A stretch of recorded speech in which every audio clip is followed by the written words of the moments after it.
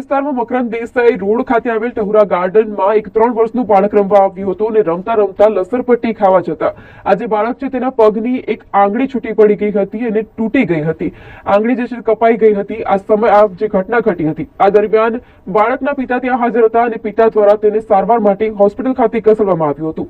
ડોક્ટરો દ્વારા તેને સારવાર આપવામાં આવી, પરંતુ ડોક્ટર દ્વારા જણાવવામાં આવ્યું કે તેના પગની જે આંગળી છૂટી થઈ ગઈ છે, કપાઈ ગઈ છે, તે જોઈન્ટ નહીં થઈ શકે. ચાંદલજા વિસ્તારમાં આવેલા ટહુરા ગાર્ડનમાં સ્લાઇડિંગમાં પડેલ હોલના લીધે એક 3 વર્ષની બાળકીની પગની આંગળી કપાઈ અને છૂટી પડી ગઈ હતી. આ બાબતને લઈ બાળકના પિતાએ સ્પાર્ક ટુડેના માધ્યમથી રોષ ઠાલવ્યો હતો અને જે પણ અધિકારીઓ ગાર્ડન શાખાના છે તેઓની ઉપર કાયદેસરની કાર્યવાહી કરીશું તેવું જણાવ્યું હતું. તો આ અંગે સામાજિક કાર્યકર દ્વારા જે તે અધિકારીઓને પણ જાણકારી આપવામાં આવી હતી. ત્યારે આજે સ્લાઇડિંગ ખસ્તા હાલતમાં તે દૂર કરવા માટે કારીગરો આવી પહોંચ્યા હતા, પરંતુ તેઓને પણ સવાલ કરતા તેઓ દ્વારા કંઈ જવાબ આપ્યા વગર જ ત્યાંથી 1, 2, 3 થઈ ગયા હતા. આ સ્લાઇડિંગ અંગે 3-4 મહિના ઉપરાંતથી ટેલિફોનિક ફરિયાદો ગાર્ડનમાં આવનાર લોકો દ્વારા કરવામાં આવી હતી, પરંતુ તે સ્લાઇડિંગ બદલાવવામાં આવી ન હતી. હાલમાં નાનું બાળક જેનું નામ આરિફ પટેલ રમતા રમતા સ્લાઇડિંગ પરથી બીજા બાળકોની સાથે સ્લાઇડિંગ કરતો હતો. સ્લાઇડિંગના કાણામાં પગ ફસાઈ જતા જ પગની આખી આંગળી કપાઈ ગઈ છે, પગથી છૂટી પડી ગઈ છે અને જવાબદારી રિપેરિંગની કોર્પોરેશનની હોવા છતાં પણ જવાબદારી કોર્પોરેશનના અધિકારીઓ દ્વારા રજૂઆતો હોવા છતાં પણ પૂરી કરવામાં આવી ન હતી, જેના કારણે અકસ્માત થયો છે. અકસ્માતના કારણે એક બાળકને પોતાની આંગળી ગુમાવ્યું છે. તો જવાબદાર કોણ? નાના નાના ભૂલકાઓ રોજબરોજ ગાર્ડનમાં આવતા હોય છે, તેમને પૂરેપૂરી સગવડો અને વ્યવસ્થાઓ કરવામાં આવી નથી, જેના કારણે આવા અકસ્માતો સર્જાતા હોય છે. ત્યારે ગાર્ડનની અંદર વોક કરવા આવનાર લોકોની માંગણી છે કે ગાર્ડનમાં ડબલ બાર, સિંગલ બારના સાધનો પણ નાખવામાં આવ્યા નથી. સ્લાઇડ પણ 2 થી 5 પ્રકારની હોય, પરંતુ એક જ સ્લાઇડ નાખવામાં આવી છે. જો અલગ અલગ છે ઝૂલાઓનું પણ વાત કરીએ તો ઝૂલાઓ પણ એક જ છે. અને બીજા બધા ગાર્ડનો કરતા આ ગાર્ડનની અંદર બાળકોના રમવાના તેમજ કસરતના સાધનોની પણ અગવડ છે, જેને જ લઈને આજે વ્યક્તિઓ છે વાત કરીએ તો આજરોજ બાળકના વાલીની માંગણી છે કે ગાર્ડનની સાથે અન્ય વોકર્સની માંગણી છે. જે વ્યક્તિઓ અધિકારીઓ આ સમારકામ માટે જવાબદાર હોય તેમના વિરુદ્ધ કાયદેસરના પગલાં લેવામાં આવે, તેમજ બાળકના પિતાને વળતર આપવામાં આવે અને બાળકને જે કંઈ ખોડ ખાપણ રહી છે તે ભવિષ્ય અંગે પણ વળતર આપવામાં આવે. આ ચાંદલજાનો ટહુરા ગાર્ડન વાળો બગીચો છે, તાઇફનગરના સામેવાળો. ત્યાં આગળ મારું બાળક શુક્રવારે રાત્રે 10:20 રમવા આવ્યું હતું. ત્યાં સ્લાઇડિંગ છે. સ્લાઇડિંગમાં બેદરકારી એટલી છે કે એના અંદર એક હોલ હતું મોટું. તેના અંદર મારું બાળક 3 વર્ષનું જે સ્લાઇડિંગ કરતું હતું તેના અંદર એની પગની આંગળી ફસાઈ ગઈ ને પ્રશાસનની બેદરકારીને એટલું ધ્યાનમાં નથી લીધું આ લોકોએ. એના કારણે મારા બાળકની આખી આંગળી અડધી ઉપર જતી રહી છે. એ કાપીને એને નવેસરથી કરવું મળ્યું છે કે જોડાણ થઈ શક્યું નથી એના અંદર. એટલે મારા બાળકનું આ પ્રશાસનની બેદરકારીના કારણે આખી આંગળીનો ભોગ આપી લીધો છે મારા બાળકે. તો ઓપરેશન કરાવીને એને ત્યાંથી કટ મારીને મારા બાળકની આંગળી રહી જ નથી. હવે કેટલા વર્ષનું બાળક? મારું બાળક 3 વર્ષનો છે. આજ પટેલ નામ છે મારા બાળક. એટલે આજ બગીચામાં રમવા આવતો? આજ બગીચામાં કાયમ રમવા આવતો હતો, કેમ કે મારું ઘર અહીંયા જ છે મધુરમ સોસાયટીમાં. ત્યાંથી આ નજીક ગાર્ડન છે, હું અહીંયા જ રમવા આવવા કરું છું વારે ઘડીએ. એટલા માટે શુક્રવારે રાત્રે અમે લઈને આવ્યા હતા આ રીતે, ને પછી બધા બાળકો સ્લાઇડિંગ કરી રહ્યા હતા. પણ આ બેદરકારી એટલી બધી છે કે એના અંદર આમનું જે હોલ પડેલું છે એ લોકો આ ધ્યાન નથી રાખી રહ્યા. ને એના અંદર આ હોલના અંદર મારા બાળકની આંગળી ફસાઈ ગઈ, નાની આંગળી. તે આંગળી આખી કટ થઈને આંગળી છૂટી પડી ગઈ છે.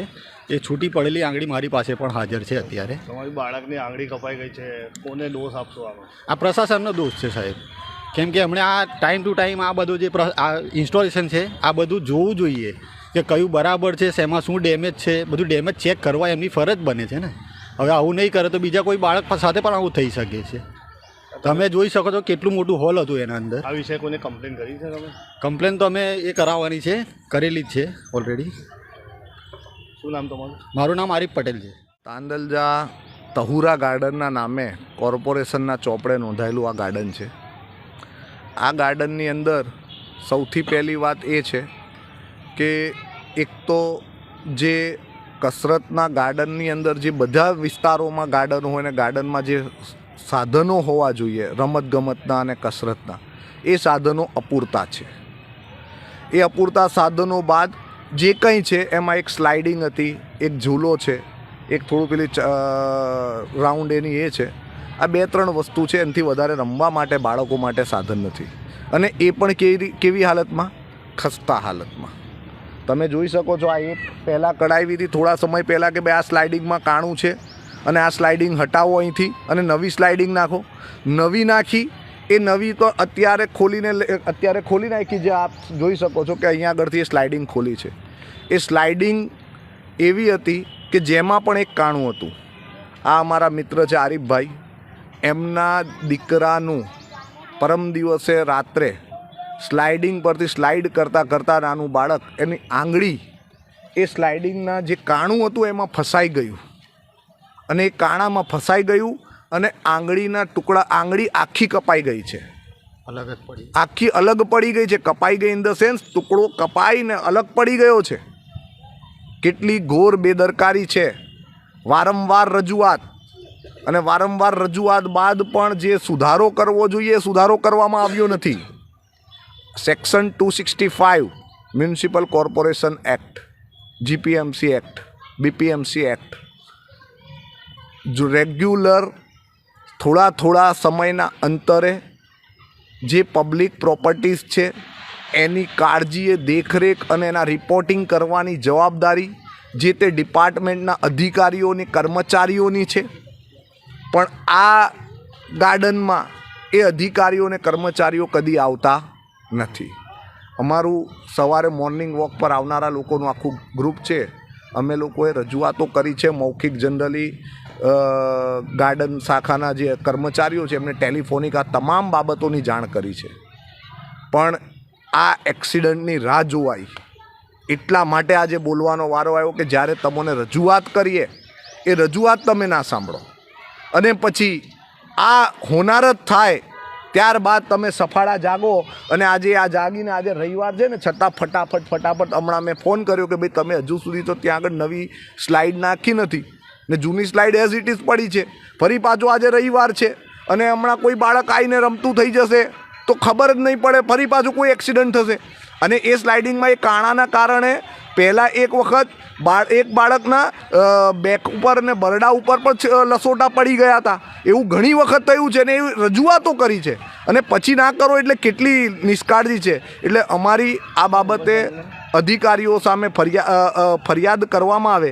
અમે ઓલરેડી અત્યારે પોલીસ સ્ટેશનમાં જઈને આના વિરુદ્ધમાં ફરિયાદ પણ લખાઈશું.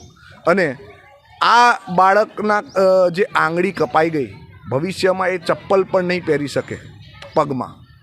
પગની આંગળી ફસાયેલી હતી, એટલે બરાબર ડાબા પગની આંગળી ફસાઈ ગયેલી, ચપ્પલ પણ નહીં પહેરી શકે. દોડવામાં બાળકને ખોડખાપ પણ રહી જશે, તો એનો જવાબદાર કોણ? એટલે અમારી આપશ્રીના માધ્યમથી કમિશનરશ્રીને રજૂઆત છે કે આવા નઠારા કર્મચારીઓ સામે કડકમાં કડક પગલાં લેવામાં આવે, કે જેમને રજૂઆતો કરીએ છતાં પણ રજૂઆતો સાંભળવામાં ના આવે. અહીંયા પુલિંગ માટે ડબલ બાર, સિંગલ બાર પુલિંગની કોઈ સુવિધા ઉપલબ્ધ નથી કરી. આની પણ 500 રજૂઆત કરી છે. વોકર્સ એસોસિએશન અમારું જે અહીંયાનું છે, બરાબર અનરજિસ્ટર્ડ છે, પણ લોકો સવારે આવે છે, ભણેલા ગણેલા લોકો વોક કરવા આવે છે, એ લોકો બધા રજૂઆતો કરે છે. હું જાતે રજૂઆત કરું છું, એ લોકો પોતાની રીતે રજૂઆતો કરે, પણ કોઈ પગલાં ભરવામાં આવતા નથી. એટલે અમારી હવે માંગણી એવી છે કે એક તો જે કંઈ સંસાધનો તૂટેલા ફૂટેલા છે એ બધા સંસાધનોને રિપેર કરવામાં આવે.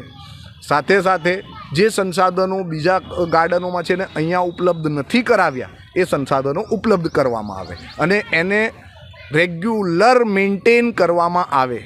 બહુ જ લાંબી રજૂઆત પછી આજે બાથરૂમ ટોયલેટ બનાવ્યા છે.